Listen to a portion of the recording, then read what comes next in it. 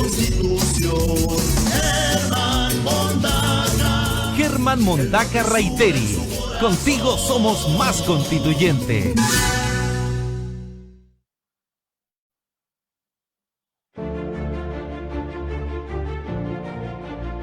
Han pasado 209 años desde la primera publicación del diario La Aurora de Chile.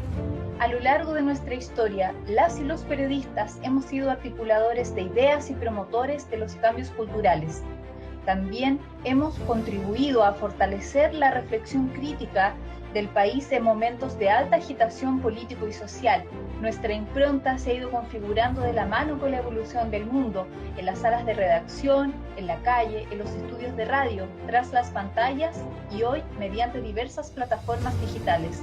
El rol gravitante de la prensa se hace tremendamente necesario. El actual contexto que vive Chile requiere de nuestra incidencia para proponer esas preguntas incómodas, pero necesarias. Resulta urgente el periodismo que ponga al centro de la discusión a las personas, el bienestar social y los derechos humanos.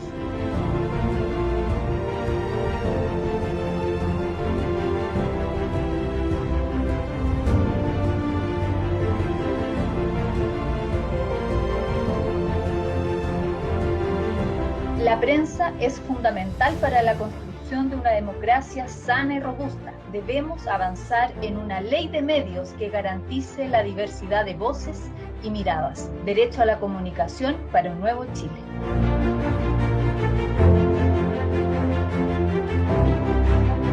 Bienvenidas y bienvenidos al programa Encuentros Constituyentes.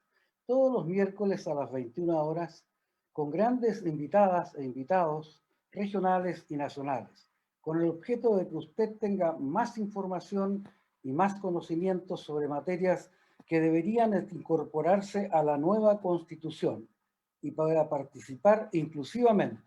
Les saludo a su anfitrión y candidato constituyente Germán Mondaca Reiteri. Bienvenidas y bienvenidos, contigo somos más constituyentes.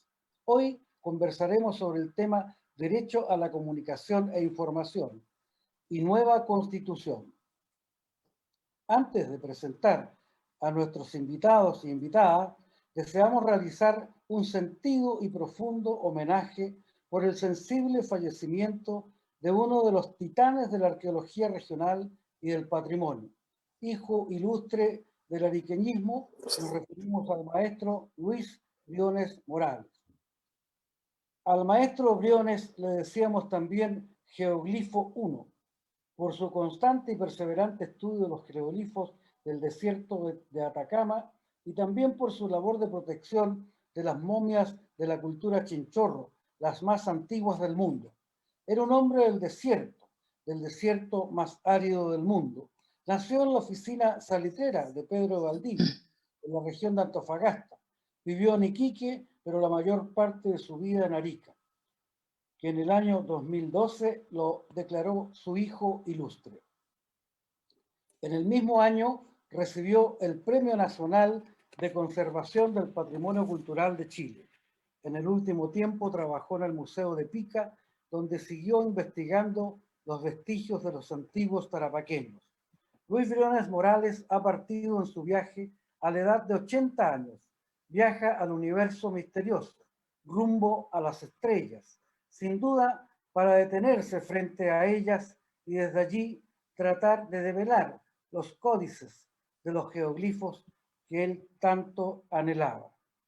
Sus restos están siendo velados en el Parque del Recuerdo en Huechuraba, Capilla 7, Santiago, y sus funerales serán mañana a las 13 horas en el crematorio del Parque del Recuerdo. Descanse en paz, Geoglifo I. Reciba el cariño del ariqueñismo. Tenemos grandes invitados esta noche. Empezaremos por una destacada periodista, escritora y académica, Premio Nacional de Periodismo 2007, Premio Amanda Labarca 2013. Nació en la ciudad de Puerto Natales.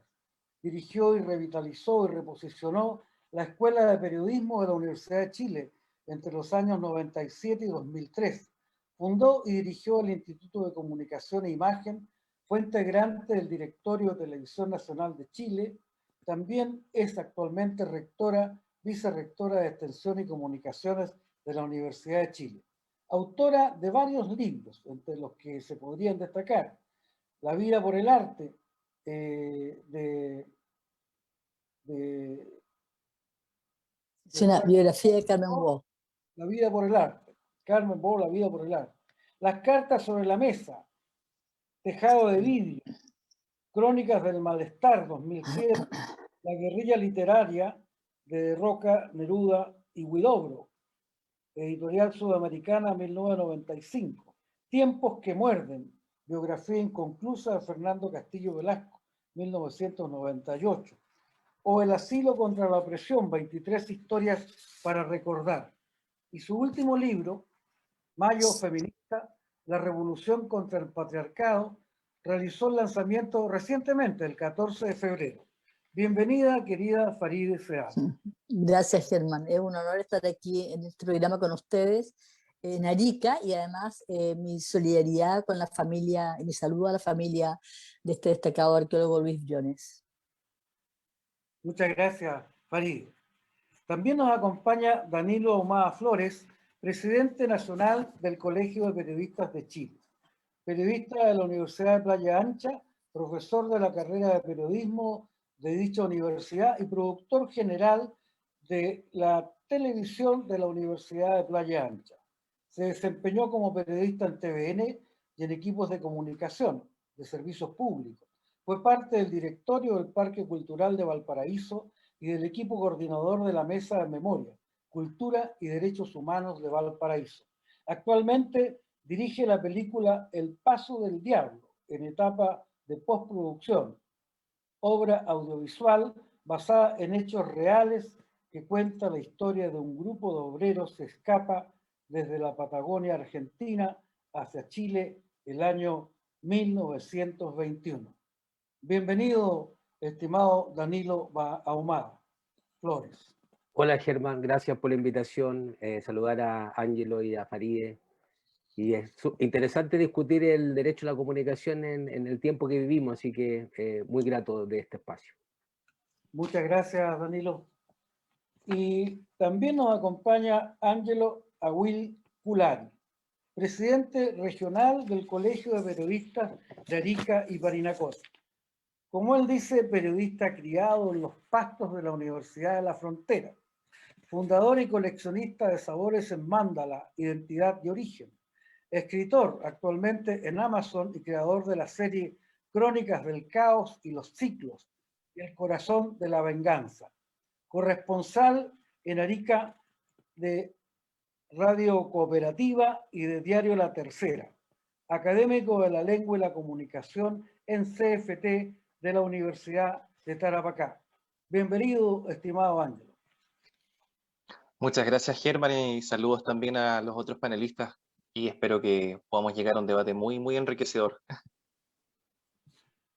El año recién pasado se produjo una situación de muchas lesiones por el hostigamiento y el maltrato a la prensa y a la libertad de expresión. Fueron 69 casos.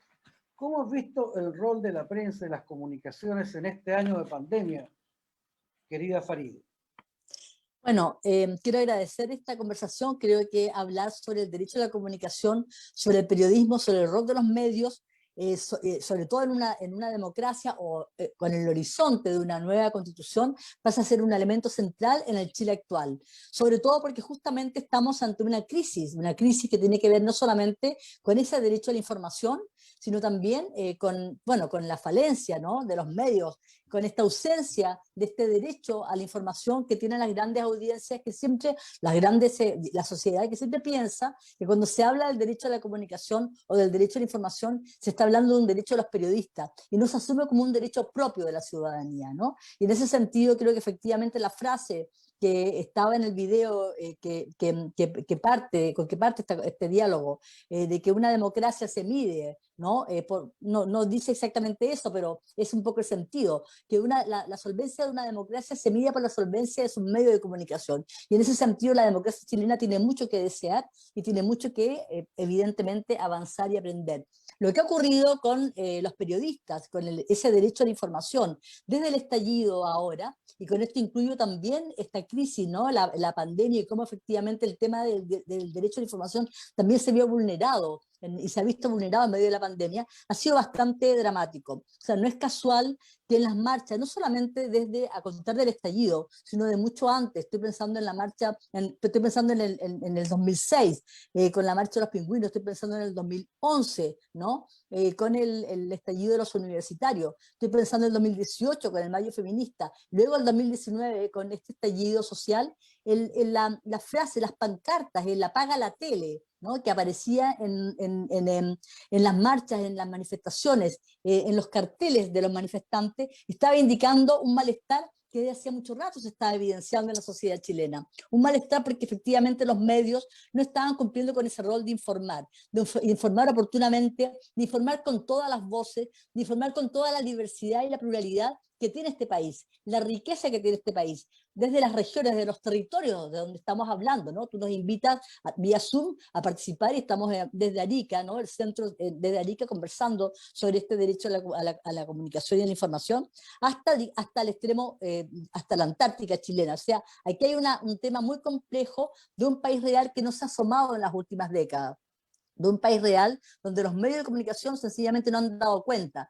no han dado cuenta de sus malestares, no han dado cuenta de sus sueños, no han dado cuenta de sus falencias. Y de ahí entonces la gran sorpresa de quienes decían con el estallido que no lo vimos venir. Por supuesto, no lo vieron venir porque evidentemente la gran prensa, y con eso estoy hablando solamente de un sector de la prensa, no de todos los medios, obviaron, ¿no? esta necesidad efectivamente de exhibir, de mostrar este país real que ha estado oculto en estas últimas décadas. Entonces, esto que tú señalas, esta agresión a los medios, a la prensa, yo diría esta ausencia de diversidad y de pluralismo, estos actos muy complejos de censura que están apareciendo, que coartan sin duda la libertad de expresión, son preocupantes y no son sino el resultado de una constante que lamentablemente se ha mantenido a lo largo de las últimas décadas. Muchas gracias, Faride. Si el director me permite, para que muestre un gráfico a continuación, queremos ver un gráfico del Observatorio de Comunicaciones del Colegio de Periodistas. Del Observatorio de Derecho a la Comunicación. Derecho a la Comunicación. Claro. Exactamente. Así se llama. Observatorio del Derecho a la Comunicación del Colegio de Periodistas de Chile. Ahí vemos un gráfico donde nos está mostrando los ataques a la prensa por fuerzas policiales, los casos registrados en el año 2020. Se pueden ver las agresiones y las detenciones. Y lo que se desea destacar es de que se registraron un total de 69 detenciones, 20 de ellas producidas el 1 de mayo. Y lo que llama mucho la atención es de que, según los antecedentes que se tienen, esto fue similar a los tiempos de mayor represión durante la dictadura cívico-militar. ¿Cuál es el análisis que tiene de esto el Colegio de Periodistas de Chile, querido Daniel?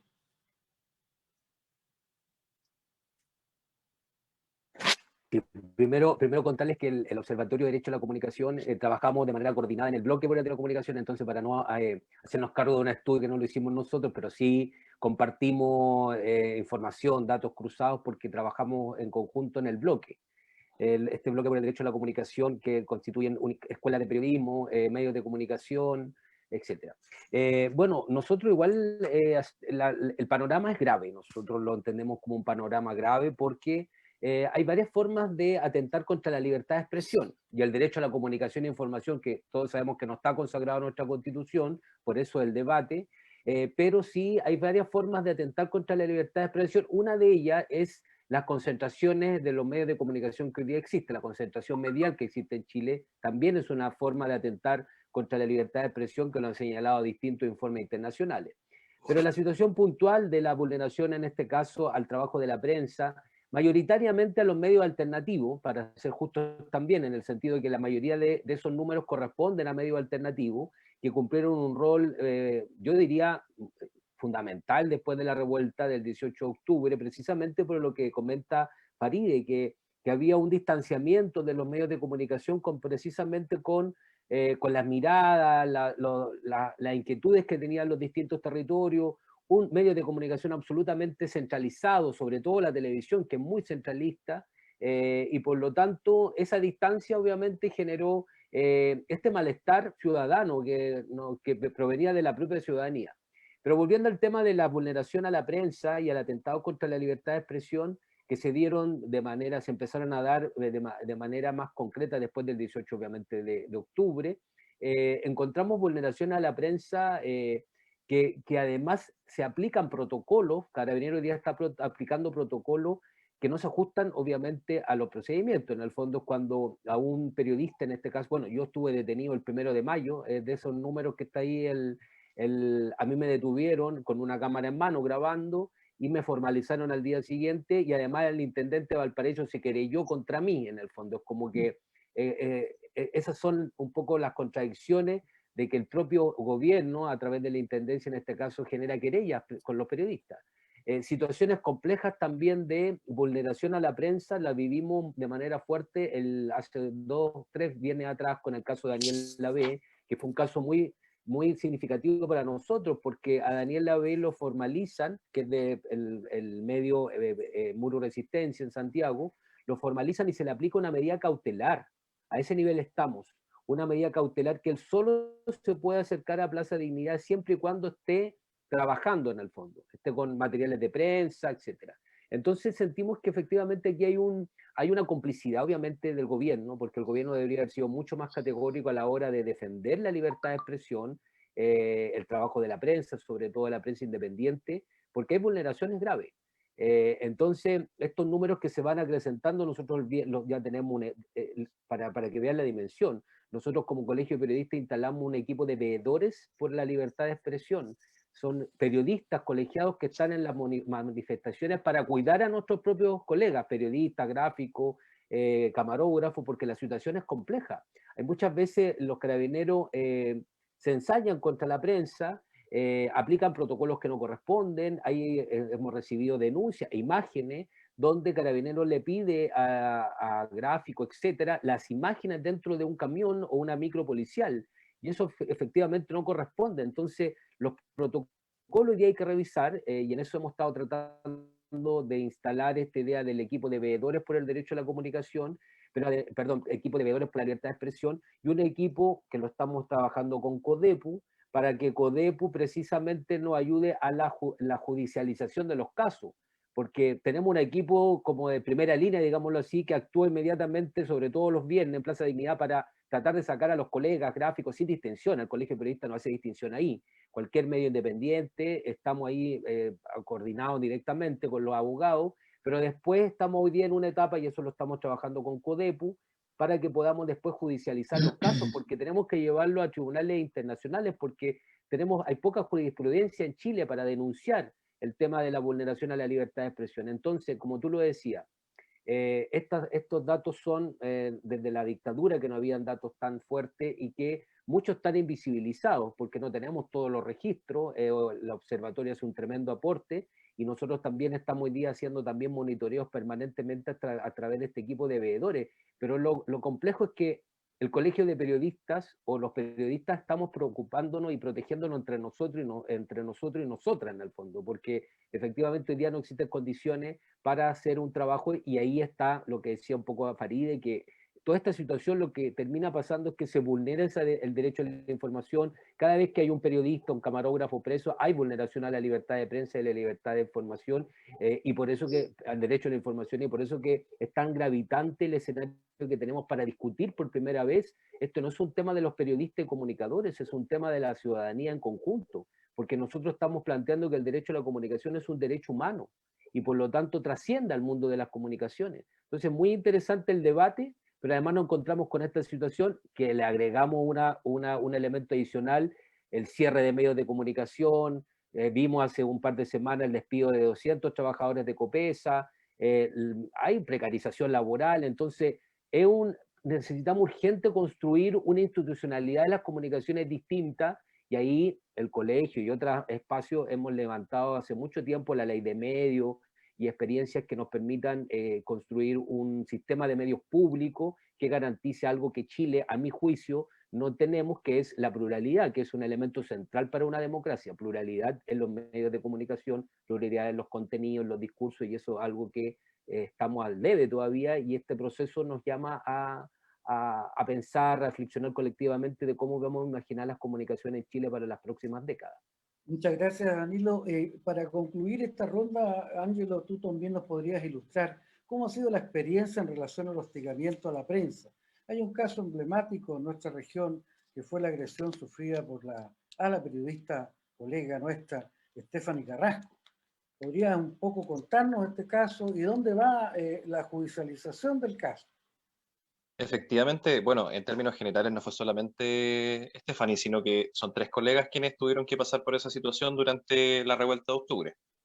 De hecho, son 2 niñas en este caso y también un periodista, varón. Puntualmente, hoy en día el caso sigue en manos de la justicia, se ha aplazado durante varias veces la formalización y la presentación de cargo. Otro de los elementos también que ha perturbado bastante la búsqueda de justicia, no solamente para los periodistas, sino que para la gente en general que ha sufrido abusos o incluso tortura de parte del Estado, ha sido la denegación de justicia de parte de los mismos tribunales al aplazar las audiencias más de un año muchas veces. Entonces nos encontramos en una situación donde se vulneran los derechos, se ataca a la prensa de forma directa. Acá hay un tema de abuso sexual que fue en este caso comprobado y que incluso la Comisión Interamericana de Derechos Humanos tomó carta en el asunto, y vemos que por el lado de la justicia no hay una celeridad, no hay en este caso tampoco un movimiento que garantice en este caso la búsqueda de justicia.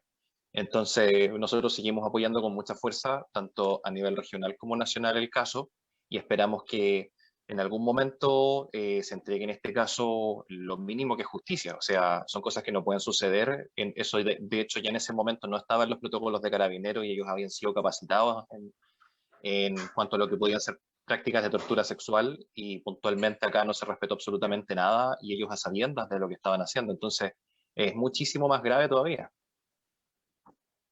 Bueno, nuestra solidaridad aprovechamos de manifestarla públicamente a nuestra colega periodista Stephanie Carrasco.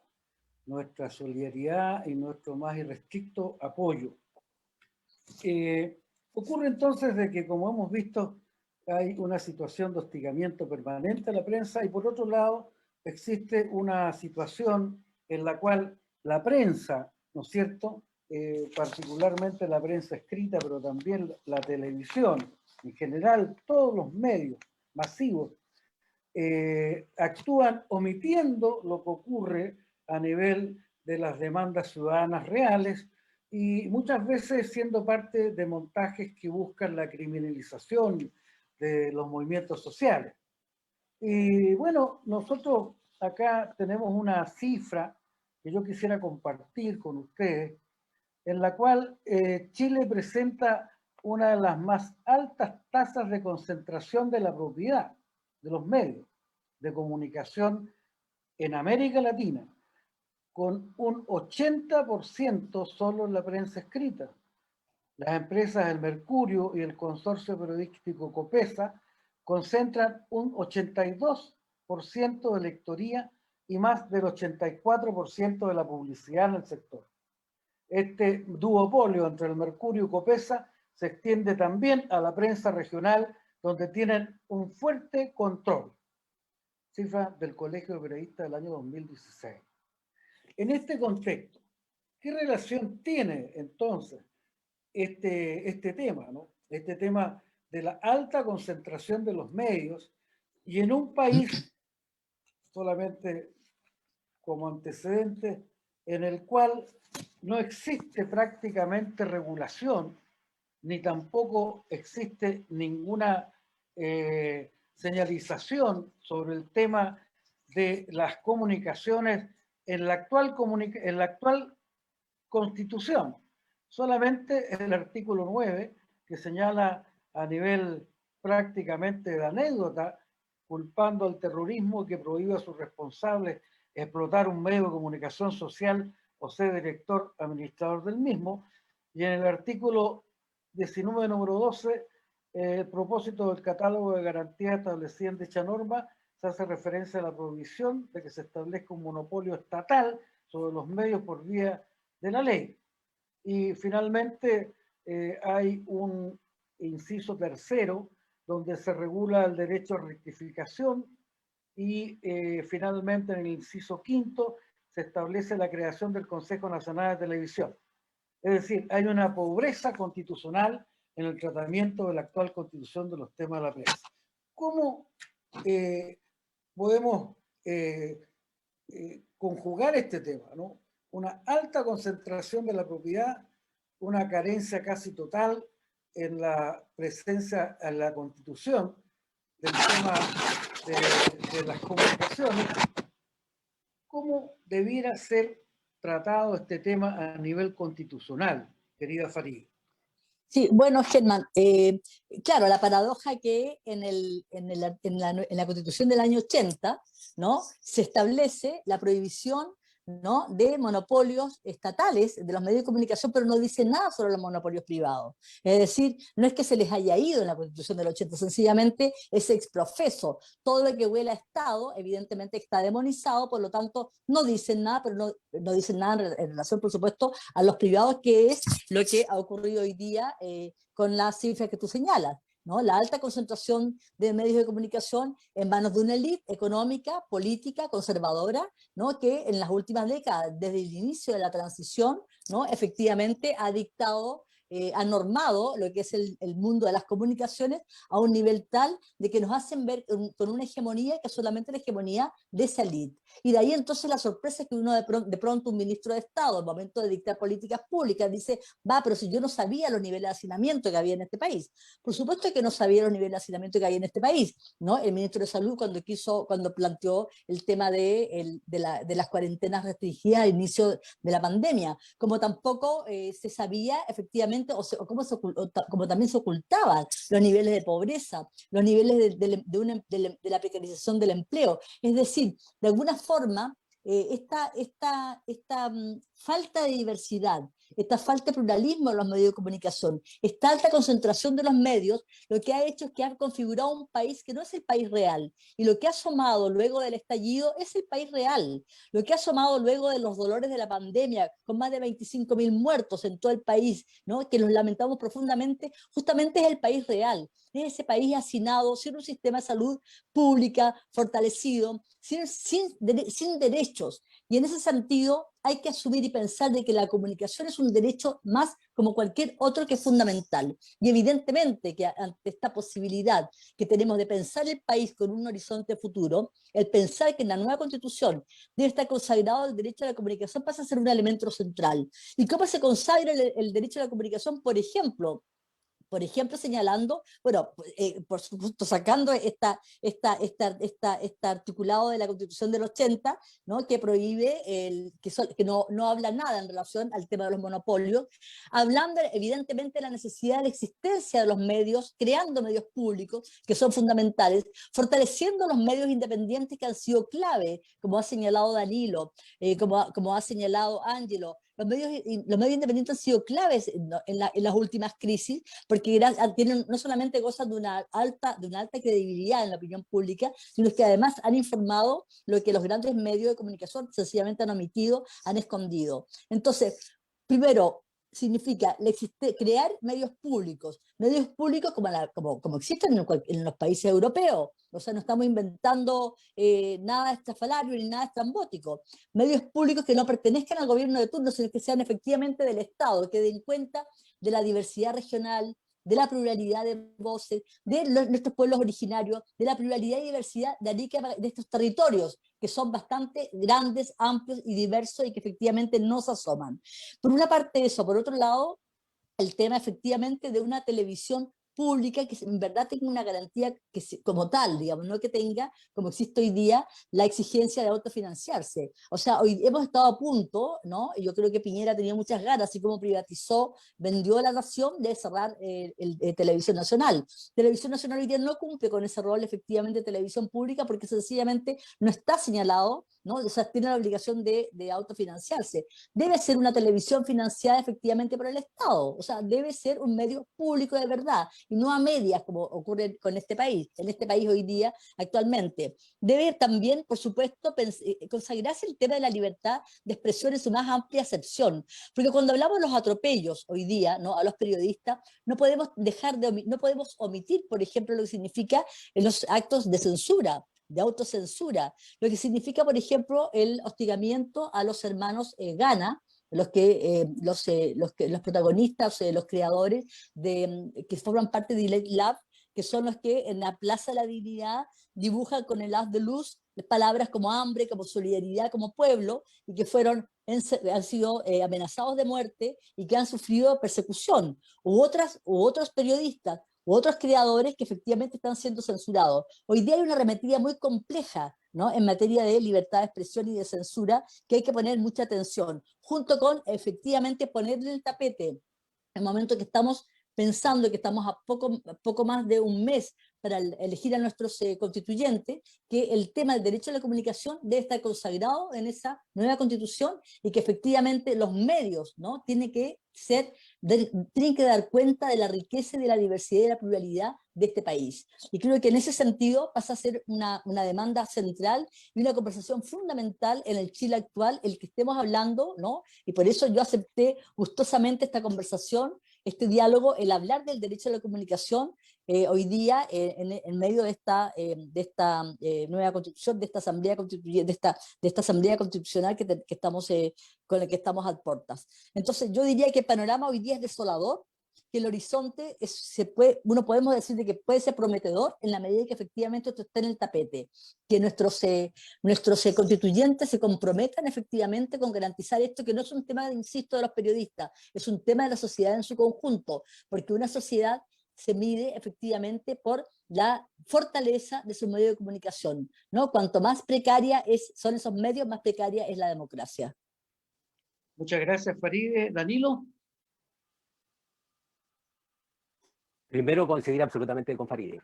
Su argumento ha sido la línea un poco que nosotros hemos ido desarrollando. También porque esta es la experiencia de nuestros colegas que han ido trabajando el tema hace tiempo. Esto no partió en una discusión que parte en este periodo, sino que hace muchos años el colegio está discutiendo sobre ley de medios, derecho a la comunicación. Entonces nosotros hemos tomado la posta de cuántos colegas que en otros tiempos, en la dictadura, por ejemplo, defendieron la libertad de expresión y tuvieron un rol protagónico. Entonces, un poco es la herencia de esta discusión que hoy día se canaliza ya en algo concreto, que es este proceso constituyente.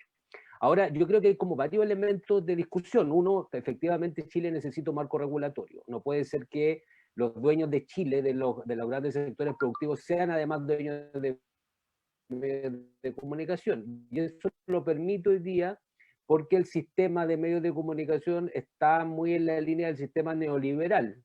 El sistema neoliberal permeó todas las esferas de la sociedad chilena y una también permeó la esfera de los medios de comunicación. Por lo tanto,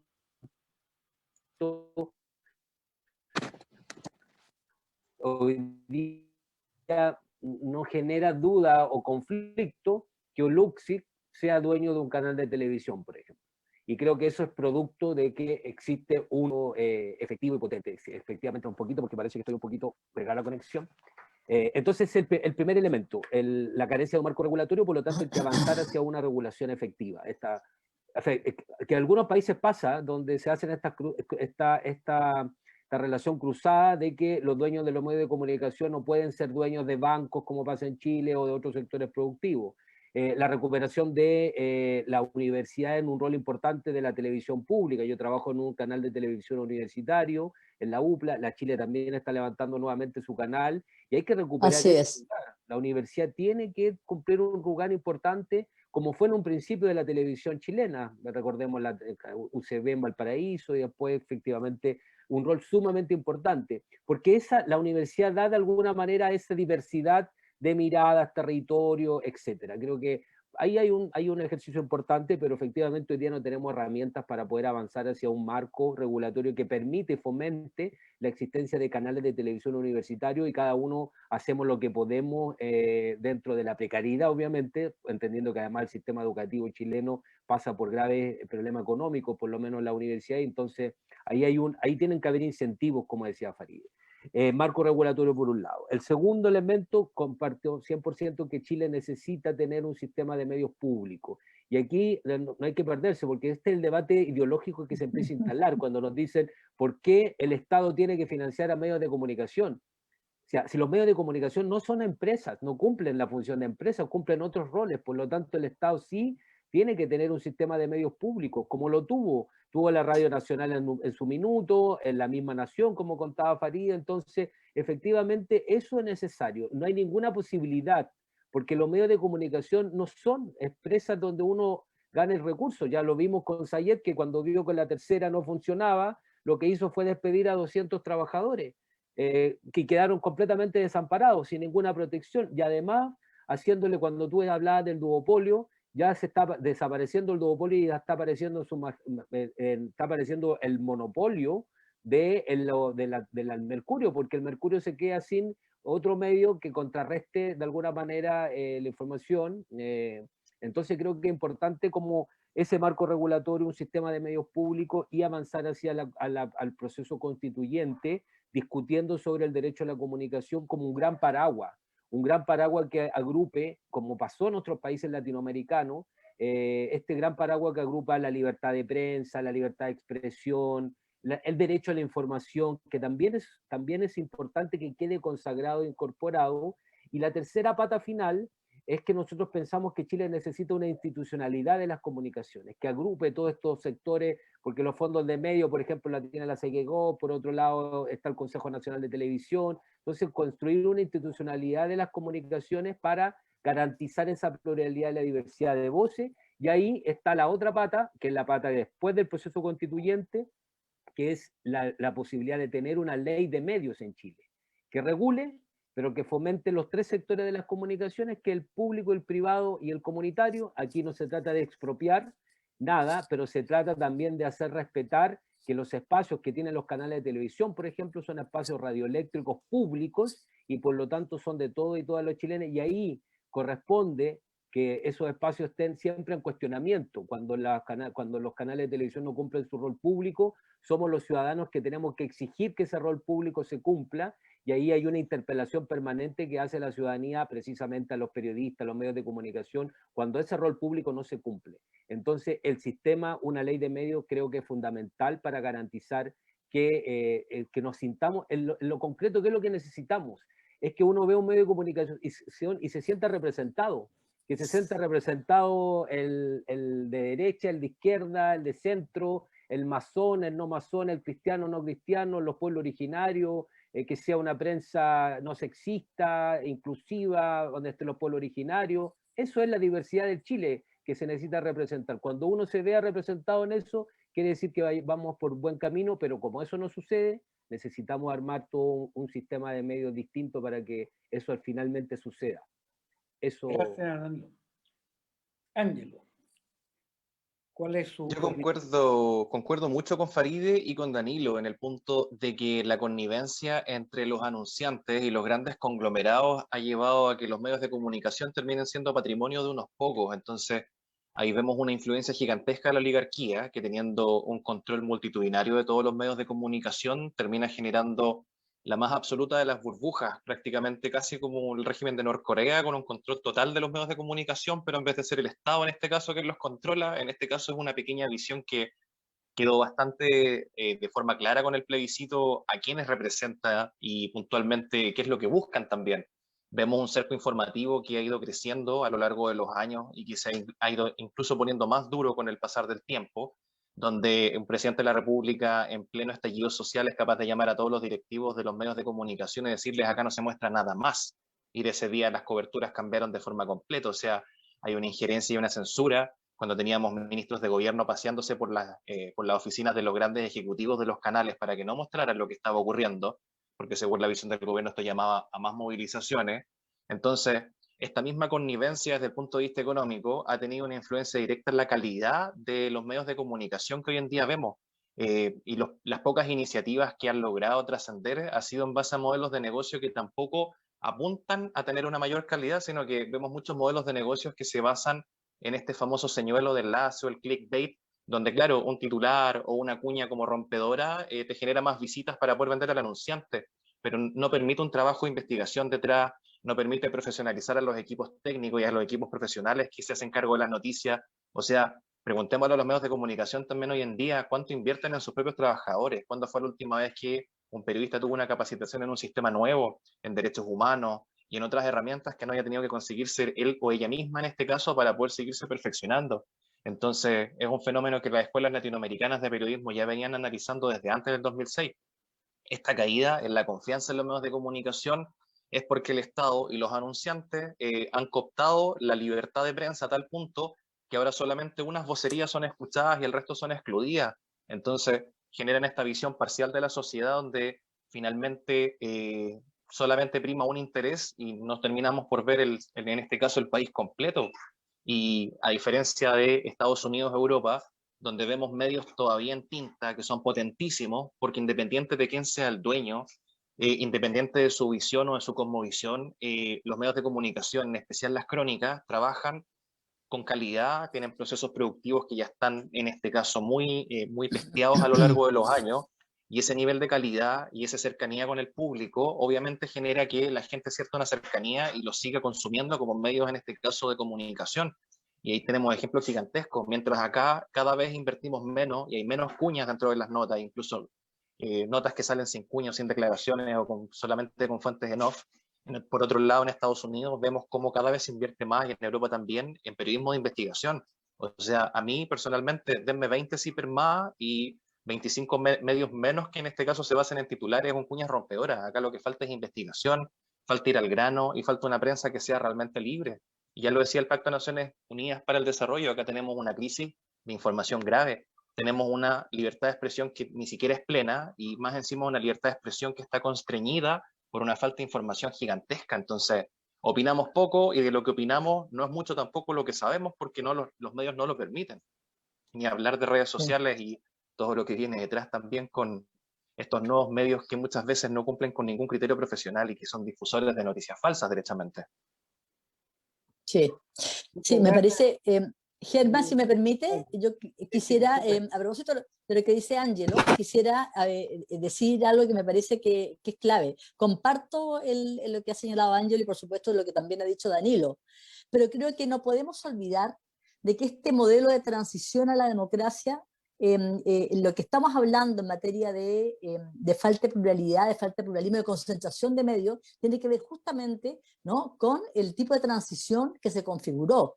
Y esto no fue casual. O sea, yo soy parte de una generación de periodistas que durante la época de la dictadura había medios independientes, se escribían contra el dictador, y aun cuando eso significaba exilio, prisión, asesinato, cierre de medios, etcétera.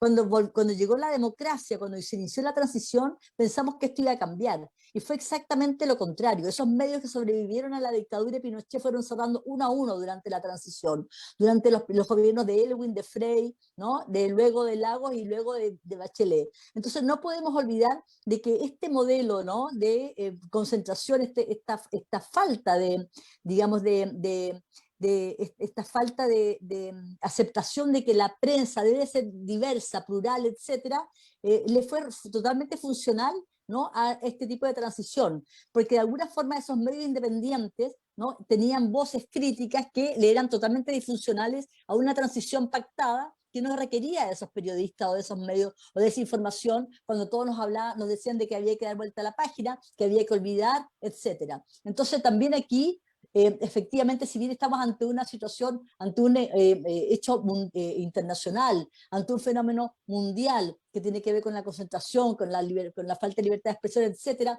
en Chile las especificidades chilenas apuntan directamente no solamente a la derecha, que evidentemente nunca ha tenido apego a la libertad de expresión y a la pluralidad y a la diversidad, sino también a la propia concertación, a los gobiernos de la concertación. Y creo que en ese sentido no podemos obviarlo, porque sin duda es un elemento, es un hecho de la causa, que al momento de configurar y de elegir a nuestros constituyentes debemos de efectivamente estar claros de que esos constituyentes van a luchar de verdad, ¿no? Por poder cambiar este escenario bastante, yo diría, brutal en materia de derecho a la información, derecho a la comunicación. Disculpa la acotación, pero me parecía importante señalarlo, porque de lo contrario era como si no hubiese caído una lluvia de cosas raras sin responsables. Y yo comparto plenamente tu diagnóstico y tu análisis de lo que ocurrió en la transición a la democracia, que todavía no concluye, por lo demás, digamos. Quiero contarles a ustedes, también a los televidentes, de que te está compartiendo este programa. Me informan de que se comparte bastante masivamente, a la vez de estar difundiéndose a través de nuestro media partner Arique es Bacán, que bueno, como sabemos tiene 35.000 suscriptores, lo que le da una amplitud muy grande de llegada a nuestra conversación. Hemos querido realizar esta conversación desde el punto de vista masivo por primera vez en nuestra región, con verdaderas autoridades en la palabra. El tema del derecho a la comunicación e información en la nueva Constitución, porque nos parece central, porque nos parece esencial de que este sea un tema que se aborde en la nueva Constitución. Y hasta ahora no se había abordado nunca masivamente, como lo estamos haciendo en la región, excepto algunas iniciativas de foros que había realizado el Colegio de Periodistas de Arica antes. Entonces nos parece de suma importancia. La propuesta que nosotros queremos hacer es de que, bueno, el derecho a la comunicación debe estar garantizado en la nueva Constitución, garantizado por el Estado el derecho a la comunicación y el derecho a la información. Y no solamente esta candidatura que levante esta bandera, nosotros llamamos a todos los candidatos a constituyentes que se apropien, que estudien y que levanten también esta bandera para que el derecho a la comunicación y la información esté en la nueva Constitución. Por otro lado, la definición de que debe necesariamente establecerse una comunicación de carácter público, como ha sido señalado acá, otra de carácter social o comunitario y otra comunicación de carácter privado. No hay democracia si no se amplía la capacidad nacional de comunicar, y eso es la democracia. Y como otra cosa, yo quiero rescatar algo que debiera también estar expresado en la Constitución nuestra. Aparece en la Constitución política de Brasil, no de otro país, de Brasil, con Bolsonaro a la cabeza. En el capítulo 5 de la comunicación social, dice, regula la libertad de expresión en términos generales, la prohibición de las censuras y algunas cuestiones relativas a la publicidad. Y expresamente establece la prohibición de establecer monopolios u oligopolios respecto de los medios de comunicación social. Nosotros creemos de que esta situación del duopolio que tiene nuestro país, que se apropia del 84% de la emisión de las comunicaciones escritas, no puede seguir existiendo. Eso no es democracia, eso es dictadura de un grupo que representa económico, político, representa y un poder económico a la totalidad del país. Bueno, ahora nos ha alcanzado. Vamos entonces a dar la última ronda de opiniones para concluir esta conversación, este encuentro constituyente. Faride. Bueno, yo quiero agradecer, Germán, esta invitación, quiero agradecer esta conversación, estar con mis colegas, con Ángelo, con Danilo, contigo. Creo que sin duda esperemos que sea un aporte, que quienes nos escuchan, quienes nos siguen, asuman que realmente estamos hablando de un derecho de todos, no solo un derecho de los periodistas, es un derecho que es esencial a una democracia de verdad. Y que efectivamente tiene que estar consagrado en esta nueva constitución en un momento muy importante. Yo no puedo despedirme sin antes manifestar mi profunda vergüenza por las imágenes que hemos visto todos de esos migrantes humillados, puestos en unos buzos blancos, subiendo un avión y siendo expulsados de Chile. Sin duda que la migración, que debe haber una ley de migraciones, que debe haber una migración ordenada, pero esta forma horrible, xenófoba, donde claramente el gobierno le está dando señales a la derecha más extrema, ¿no? En momentos electorales, no solamente planificando y llevando a cabo esta expulsión masiva de migrantes, sino además por lo que se denunció el día domingo en la red por la propia periodista Mónica González, hablando que había, o no sé si fue ella o fue otra panelista, o no sé si fue ella o Alejandra Maturi, creo que fue Mónica González la que informó que había una cantidad de aviones contratados de empresas privadas, de empresarios privados, ¿no? Aviones privados, de 15 aviones para seguir con las expulsiones masivas de migrantes. Eso realmente nos ofende a todos. No es lo que este país, lo que la historia de este país, lo que la tradición de este país espera. Entendemos, yo entiendo perfectamente bien lo que ha vivido la comunidad de Colchane, ¿no? Frente a esta situación bastante compleja con la cantidad de migrantes, pero hay forma de resolver esto. Maneras humanitarias. Chile tiene pactos suscritos al respecto en materia de derechos humanos y de derechos de los migrantes, que sencillamente hoy día lo está violando con esta acción que a mí personalmente como ser humano y como ciudadana me avergüenza, y como periodista me avergüenza. Entonces quería, junto con agradecer este espacio, señalar este hecho que me parece francamente un horror. Gracias, Farideh. Danilo. Son tantos temas que yo creo que podríamos invitarte, Germán, a hacer otro conversatorio, porque uno va notando un montón son tantos temas, porque es una discusión que no habíamos tenido en esta profundidad y tan abierta y tan ciudadana en el fondo en los últimos meses, que partió el 18 con cabildo, se organizaron muchos cabildos, había gente discutiendo y hablando en los territorios, hablando sobre la comunicación, qué es lo que pensábamos las comunicaciones. Yo solo quedarme con dos elementos. Una es que este debate lo tenemos que hacer lo más abierto posible. Es un concepto que está en construcción y eso significa que tenemos que elaborarlo colectivamente. Nosotros estamos impulsando ahora unos documentos donde vamos a pedir primero tenemos una bancada de candidatos periodistas que vamos a presentar públicamente. Tenemos muchos colegas de Arica Punta Arenas que se están presentando y que van a representar nuestras ideas, el debate del derecho a la comunicación, y por lo tanto queremos incidir en ese proceso.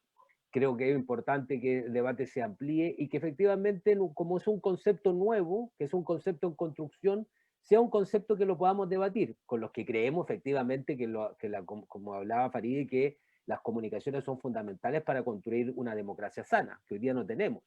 Entonces, eso es lo primero. Lo segundo, creo que es importante también, independiente de esta discusión constitucional, es que podamos seguir debatiendo, haciendo propuestas éticas sobre la ética periodística. Necesitamos una prensa basada en los derechos humanos, necesitamos una prensa no sexista, necesitamos una prensa que incorpore la voz de los pueblos originarios, etcétera. Porque efectivamente esa imagen que decía Farideh no es una noticia que se critique, en el fondo se ve a los ministros sacándose fotografía en el lugar, que es vergonzoso. Y por lo tanto ahí tiene que haber una prensa mucho más incisiva que cuestiona el poder.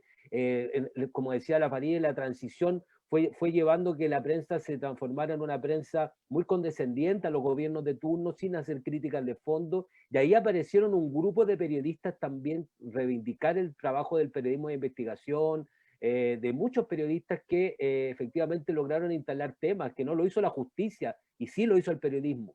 Y creo que eso es importante también, reivindicar ese periodismo de investigación. Y finalmente no olvidar que todos seguimos estando expuestos a la violación a los derechos humanos y la libertad de expresión cuando un periodista, cuando un camarógrafo, un gráfico es detenido arbitrariamente, cuando es procesado y cuando se le aplican medidas cautelares. Eso no lo podemos permitir como sociedad. Cada vez que pasa eso, se atenta contra la libertad de expresión e información. Así que es un elemento que tiene que estar siempre en el debate. Y eso, y invitar a la discusión permanente para que podamos efectivamente presentar incidir en este debate, porque viene un momento ideológico que hay que entenderlo así. Va a ser un momento complejo donde vamos a tener que colocar nuestras posturas, nuestras ideas, y ahí necesitamos, ojalá, tener un gran lote de comunicadores, de organizaciones sociales quienes defendamos de manera muy fuerte, y los constituyentes van a ser muy importantes para que la Constitución, por ejemplo, como en Ecuador, que está en el apartado del buen vivir, es una concepción distinta, que el derecho a la comunicación está en el apartado del buen vivir en la Constitución de Ecuador, es tremendamente interesante, porque efectivamente para vivir mejor, para vivir en democracia sana, el derecho a la comunicación sí o sí a nuestro juicio tiene que estar consagrado. Ángelo, lo escuchamos, querido. Bueno, primero que todo, agradecerte la invitación, Germán, un espacio de conversación súper ameno. También a Faride y a Danilo, fue muy bueno escucharlo, y creo que todos compartimos este sueño de que el día de mañana podamos tener una prensa fuerte, que haga bien la pega y que nos representa a todos finalmente con su visión. Como bien salió también estipulado en el seminario que realizó la Directiva Nacional, la prensa es esencial en la defensa de la democracia y de los derechos humanos, en especial en tiempos de crisis. Y necesitamos también espacios para que esto se pueda seguir desarrollando. Y como bien dice Danilo, estamos en un momento súper político, un momento súper ideológico, donde vamos a tener que dejar de ser neutrales con muchas cosas y empezar a poner con muchas cosas los puntos sobre las IE. Y ahí los candidatos a la constituyente es esencial que puedan llevar estos temas, que los hagan parte de, porque es necesario para una democracia tener un periodismo de calidad y que represente a todas las personas y a todos los actores, que sea un espejo finalmente de la sociedad en la que vivimos y que nos pueda mostrar tanto nuestros defectos como nuestras virtudes. Y también sumarme a las palabras de Faride con el tema de la expulsión de migrantes. O sea, nuevamente vemos cómo este gobierno nuevamente, valga la redundancia, daña las instituciones y la credibilidad nacional hasta un punto donde prácticamente se hacen irrecuperables. O sea, ya partieron con el censo hace mucho tiempo atrás, perdimos el apoyo de la CEPAL, hay maquillaje de cifras todo el tiempo, ahora también lo vemos con el DEIS, se ocupan cosas que son prácticamente debido a muerte como elementos de marketing político sin ningún tipo de... No, o sea, uno de repente se cuestiona y dice, no hay nadie que les diga que no se ve bien ni en lo ético ni en lo estético, pero lo seguimos viendo y son gestos peligrosos para nuestra democracia, son gestos que se hacen para un sector en específico que muchas veces no está dispuesto a conversar y que no está dispuesto a dialogar, y que va a ser complejo en momentos de debate el poder hacer primar una mayoría, especialmente cuando vemos tanto poder económico detrás y una oligarquía que finalmente va a tratar de mantener su patrimonio de ese 20%, haciéndolo pesar 80%. Excelente. Bueno, en primer lugar, yo quiero agradecerle a usted la presencia, la vitalidad de vuestras palabras, la energía y la sabiduría de vuestras opiniones. Le agradezco muy sinceramente a mi querida amiga Faride Serán, a Danilo Ahumada, presidente nacional del Colegio de Periodistas de Chile, Ángelo Awil, presidente regional del Colegio de Periodistas de Arica y Parinacota. También le quiero agradecer a Eduardo Cortés Saldívar, quien es nuestro director, que ha facilitado esta transmisión para que llegue a todas ustedes y a todos ustedes. Y bueno, también agradecerles a los que nos han seguido, agradecerles a que nos han seguido en esta transmisión. Nos ha mandado un saludo Fernando Mayorga, cocineros. Saludos a todos los panelistas. Y interesante diálogo que pocos candidatos a constituyente están abordando. Así es, efectivamente, es primera vez que se trata este tema, pero de aquí en adelante nosotros asumimos el compromiso de que en la próxima constitución el Estado garantice el derecho a la comunicación y el derecho a la información, y como también prohíba expresamente el establecimiento de monopolios o oligopolios respecto de los medios de comunicación. Les agradecemos a todos ustedes y los invitamos para el próximo miércoles a la misma hora, donde hablaremos de un tema que tampoco se ha hablado y traeremos a grandes invitados: las culturas, las artes y el patrimonio en la nueva Constitución. No solo de pan vive el hombre. Muy buenas noches. Muchas gracias a todas y a todos.